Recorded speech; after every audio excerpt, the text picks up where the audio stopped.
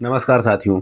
दिन बदलते हैं, खबरें बदल जाती हैं, साथ के साथ इन्वेस्टमेंट करने का तरीका भी बदल जाता है।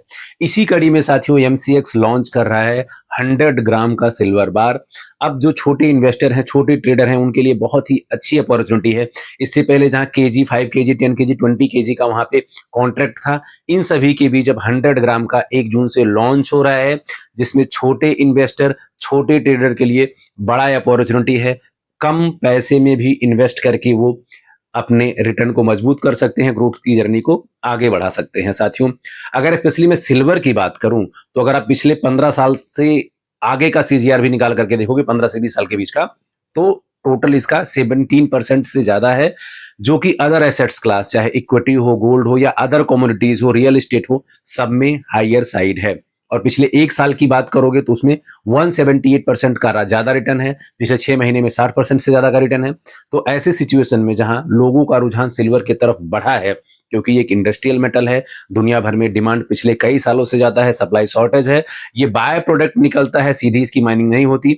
ऐसे सिचुएशन को देखते हुए जहां दुनिया भर के तमाम देश, चाहे चाइना हो, यूएस हो, सबने वहां पे एक्सपोर्ट पे लगभग रिस्ट्रिक्शन लगा रखा है और बैन लगा रखा है, क्योंकि defence equipment, EV vehicles, renewable energy, green energy, battery, ऐसे तमाम चीजों में इसका यूज बहुत ही भारी मात्रा में होता है।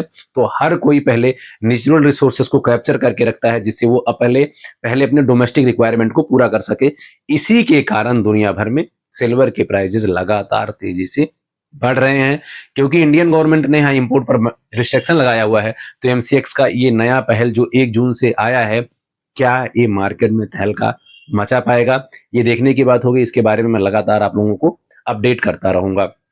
साथियों, अगर मैं बात करूं आगे की, तो दुनिया भर में तमाम चीजें ऐसी डेवलपमेंट हो रही हैं जो आने वाले टाइम में मार्केट के लिए गेम चेंजर साबित होंगी और पलट देंगी। सबसे पहले अगर मैं बात करूं यूरोपियन कंट्रीज की और कनाडा की, तो कनाडा का पिछले 2 क्वार्टर का जीडीपी निगेटिव आया है। इसका मतलब ये साफ साफ है, कनाडा कहीं ना कहीं रिसेशन में एंट्री कर चुका है और रिसेशन ने उसको घेर लिया है। बात करें जर्मनी, फ्रांस या अदर यूरोपियन कंट्री की, तो वहां पर भी उनका जीडीपी या तो निगेटिव है या फिर जीरो है।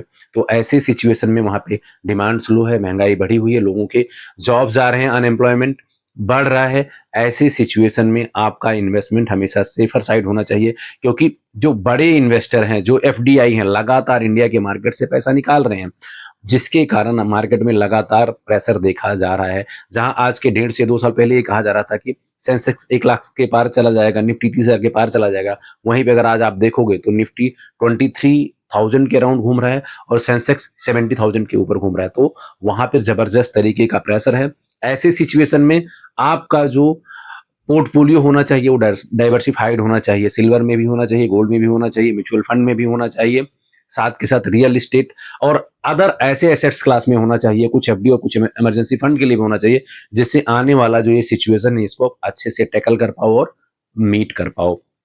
इसके साथ साथ साथियों, अगर मैं बात करूं यूबीएस की, जो दुनिया का बहुत बड़ा बैंक है, उसने गोल्ड का प्राइस प्रिडिक्शन दिया है $6200 2026 के अंत तक। ये कोई ज्योतिषी नहीं है, कोई ये भविष्यवाणी नहीं करते हैं, जबकि इनके रिसर्च एनालिस्ट दुनिया भर के देशों में मौजूद हैं और तमाम देशों से डेटा कलेक्शन करने के बाद में ये प्राइस को बताते हैं कि आने वाले टाइम में गोल्ड के प्राइस का फॉरकास्ट क्या रह सकता है। तो 6200 अगर आप देखोगे तो यहाँ से 25% से ज्यादा का वहां पे आपको दिखेगा ग्रोथ। लेकिन ये एक प्राइस प्रेडिक्शन है, एक्चुअल क्या होगा ये देखना अभी बाकी है। साथ के साथ अगर मैं बात करूं अभी करंट सिचुएशन की, तो ऐसे सिचुएशन में अगर आप देखोगे जहां दुनिया भर में तमाम तरह के चेंजेस लगातार बनते आ रहे हैं।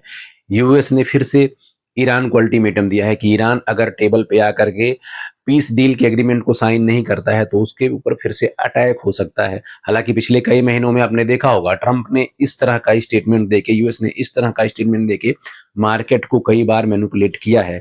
लेकिन अब मार्केट कहीं ना कहीं इस चीज को रिकॉग्नाइज कर लिया है कि यूएस का जो अर्थव्यवस्था है वो स्लो डाउन है, महंगाई वहां बढ़ रही है और लगातार जो इलेक्शन का प्रेशर ट्रंप के ऊपर है उसके कारण वो पीस डील को जल्दी से जल्दी साइन करना चाहते हैं।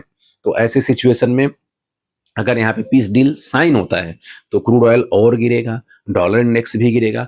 साथ के साथ यहाँ पे तमाम देश जो अभी फॉरेन रिजर्व के लिए जूझ रहे हैं। स्पेशली इंडिया की बात करूं तो इंडिया के फॉरेन रिजर्व में लगातार कमी देखी जा रही है, क्योंकि इंडिया महंगे क्रूड ऑयल पिछले कई महीनों से खरीद रहा है। तो ऐसे सिचुएशन में जो एमर्जिंग इकोनॉमी है, जिनके ऊपर क्रूड ऑयल बाय करने का जबरदस्त प्रेशर है, उनको थोड़ा सा रिलीफ मिलेगा, और उनकी इकोनॉमी जहां उनका प्रिडिक्शन है स्लो डाउन का या फिर उनमें गिरावट का, वहां पे उनको बूस्टअप मिलेगा और वहां पे उनको तेजी देखने को मिलेगी।